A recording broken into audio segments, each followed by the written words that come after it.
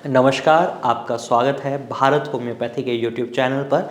और आज इस वीडियो में हम बात करने वाले हैं सोराइसिस पेशेंट्स के लिए लंच डाइट की।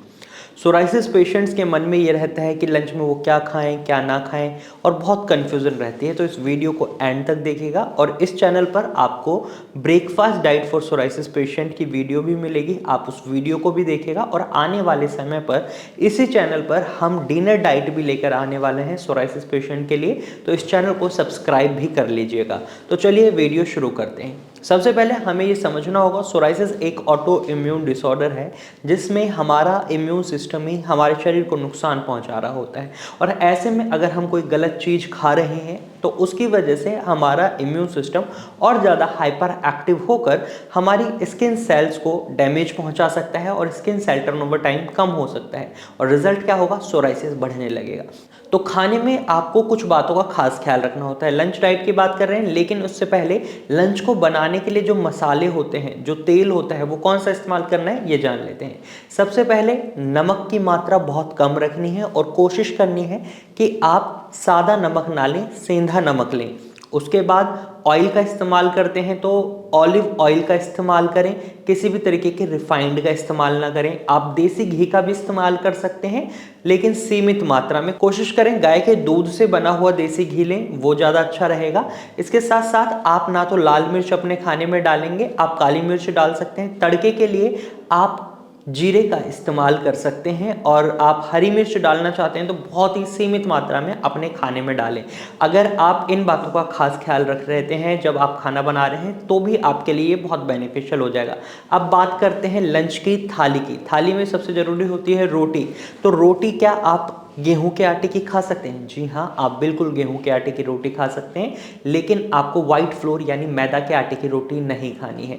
नंबर 2, थाली में हम देखते हैं राइस होने चाहिए। क्या आप व्हाइट राइस और ब्राउन राइस खा सकते हैं? आप दोनों राइस खा सकते हैं, कोशिश करें ब्राउन राइस खाएं, ये आपके लिए फ़ायदेमंद रहेगा। अब कुछ चीज़ें हैं जो आपको बिल्कुल नहीं खानी, जैसे टमाटर, बैंगन, और आपका अचार है और नींबू है। कई लोग नींबू को सब्जी में डालकर खाना पसंद करते हैं, तो अगर आपको सोराइसिस है तो आप ये नहीं करेंगे, क्योंकि नींबू के अंदर एस्कॉर्बिक एसिड होता है जो आपके सोराइसिस को बढ़ा सकता है। बैंगन और टमाटर आपकी इन्फ्लेमेशन को बढ़ा सकते हैं। सोराइसिस एक ऑटो इम्यून डिसऑर्डर होने के साथ साथ एक इन्फ्लेमेटरी डिजीज़ भी है, तो इस बात का खास ख्याल रखना है।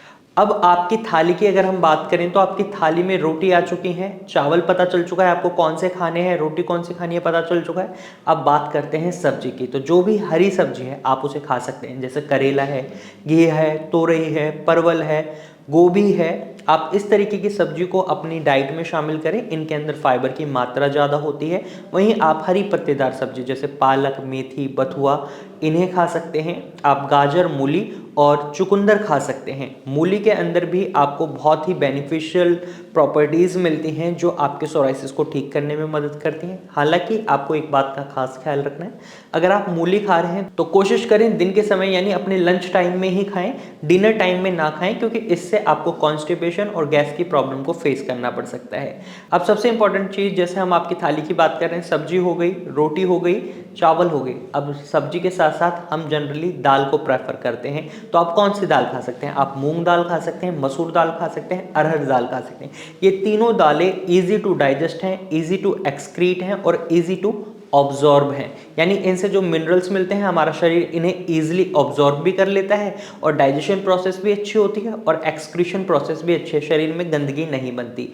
अब प्रोटीन के लिए ये बहुत अच्छा ऑप्शन रहता है। अब कई लोगों का मन करता है नॉनवेज डाइट की तरफ जाने का, तो सोराइसिस पेशेंट नॉनवेज डाइट नहीं खा सकते, वो चिकन, मटन, फिश ऐसी चीज़ें नहीं खा सकते। कुछ पेशेंट्स में फ़िश को अलाउ कर दिया जाता है, लेकिन वो भी पेशेंट टू पेशेंट वेरी करता है, तो आपको अपनी डाइट में इन चीज़ों को इंक्लूड नहीं करना है।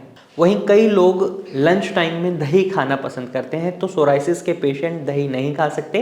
ये आपका मेटाबॉलिज्म स्लो कर देती है, लीवर पर असर पड़ता है, और इसके साथ साथ आपका सोराइसिस बिगड़ सकता है।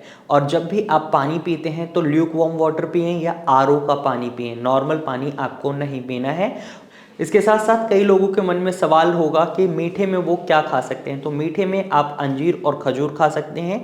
इनके अंदर कॉपर की मात्रा बहुत अच्छी होती है जो आपके सोराइसिस को ठीक करने में आपकी मदद करती है। तो अगर इस तरीके से आप अपनी लंच डाइट रखते हैं तो आप अपने सोराइसिस को एक प्रॉपर ट्रीटमेंट के साथ बहुत जल्दी ठीक कर सकते हैं। तो आज की वीडियो आपको कैसी लगी है हमें कमेंट में जरूर बताइएगा। तो ये थी आपकी overall lunch diet for psoriasis patient. तो अगर आप सोराइसिस को फेस कर रहे हैं तो इस डाइट चार्ट को फॉलो कर सकते हैं और हमारे डॉक्टर की टीम से एडवाइस लेने के लिए आप स्क्रीन पर दिए गए नंबर पर कांटेक्ट कर सकते हैं या फिर इसी नंबर पर अपने सोराइसिस की फोटोज क्लिक कर व्हाट्सएप कर सकते हैं। हमारे डॉक्टर की टीम खुद आपसे कांटेक्ट करेगी और आपको एक प्रॉपर एडवाइस देगी।